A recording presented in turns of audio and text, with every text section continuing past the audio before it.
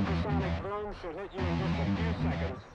The supersonic boom should hit you in just a few seconds. The supersonic boom should hit you in just a few seconds.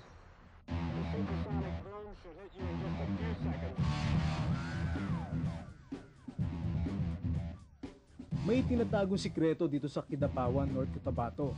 Mga boksingerong simbilis ni Flash Elorde, singtindi ni Luisito Espinosa, at kasing liksi ni Onyok Velasco. Pero malilinggit pa lamang sila, mga batang boksingero. Sina Arlan Lirio at Danilo Lirio Jr., magkapatid na manlalaro ng boxing. Kamakailan ay naging laman ng ating pahayagan ang dalawang ito dahil sa ipinakita nilang gilas sa elimination fight na ginanap sa Tashkent, Uzbekistan para maging representative ng Asia sa darating na Olympics. At dito sa North Cotabato namin natagpuan ang ama ng dalawang magiting na manalarong ito, si Mang Danilo Lirio Sr.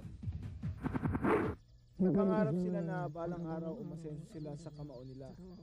Siyempre may kaalaman din naman ako sa boxing kaya tinuruan ko sila. Siguro Arlan is 8 years old. Sinimula ni Mang Danilo ang pagtuturo ng boxing sa kanyang dalawang anak nung bata pa lamang ang mga ito. At nang tumabo na ang mag-aama ng panalo, agad namang silang sinuportahan ni Gobernador Manuel Piñol na dati ring sports columnist. Gumawa sila ng proyekto na hikayat sa mga batang palaboy na sumali sa sports na ito. Layunin nila na ilayo ang mga batang ito sa masasamang bisyo at para na rin magabayan sila sa mas magandang kinabukasan.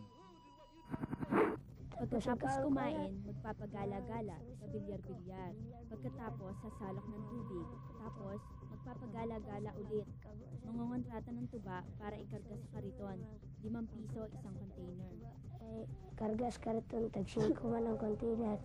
Roto kong trabaho. Edad 8 hanggang 18 taong gulang lamang ang pinipiling turuan ni Mang Danilo dahil naniniwala siya na ito ang tamang edad upang madisiplina ang mga bata sa boxing. Siyempre, ang pinipili nila ay ang mga may potensyal sa larong ito. Boxing program para namin, tinatawag namin pa-boxing para sa masa. Kung saan pumupunta kami sa mga barangay to scout yung mga talents na magiging future world champions natin. Sila yung mga potential na magdadala ng pangalan ng hindi na Cotabato Province kundi pati na rin ng bansa Pilipinas. Ngayon, kumukuha kami ng batang maliit para i-develop. Sa boxing kasi, importante ang disiplina. Isa si Noel, 8 taong gulang, ang sumali sa proyektong ito. Dati siyang palaboy sa kanila, pero ngayon, kahit bata pa man, nagkaroon na ng direksyon ng kanyang buhay. Pangarap ni Noel na maging professional boxer balang araw, kaya naman puspusan ang kanyang pag-iensayo. At kapag sikat na siya, tutulungan niya ang kanyang mga magulang at mga kapatid. At ayon kay Mang Danilo, ito ay karaniwan na sa mga batang boksingero sa kanilang proyekto. Dala ng disiplina ng pag-iensayo ang pagkakaroon ng responsibilidad, kahit mga bata pa man.